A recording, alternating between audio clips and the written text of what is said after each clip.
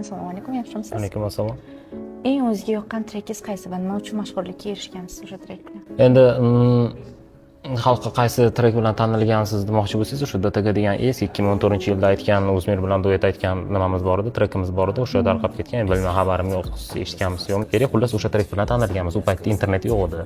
Через Bluetooth bo'lib tarqalgan. Bluetooth degan narsani bilasizmi? Telefonlarda bo'ladi. Agar dunyoning istalgan bitta reper bilan kollaboratsiya qilish imkoni bo'lsa, kimni tanlagan bo'lardingiz? Dunyoni istalgan reper bilan kollaboratsiya, nima deydi? Tekst yozish o'yinlarini hisobga olgan holda aytadigan bo'lsam, menga как бы oksimoron ko'proq yoqadi. Repda matn birinchi o'rinda turadi siz uchun. Ritmmi? Ideya birinchi o'rinda turadi.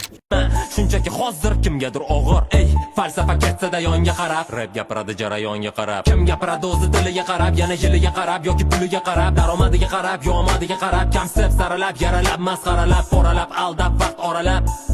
Короче, biz unaqa emasmiz. Assalomu alaykum, yaxshimisiz? Va alaykum assalom, rahmat. Nasafiyning ilhom parisi kim? Yo'q, bu shunchaki ota-onamni qiziqishi, meni mana shunaqa san'atkor bo'lishimni xohlashgani bu men uchun eng ilhom parisi mana shu. Barselonada kimga balet qilasiz? Barselona Yaman liniya. Agar Nasafiy reper bo'lmaganda kim bo'lardi? Futbolist bo'lardi. Futbolist. Yomg'ir desang yomg'ir bo'lay, deydi o'sha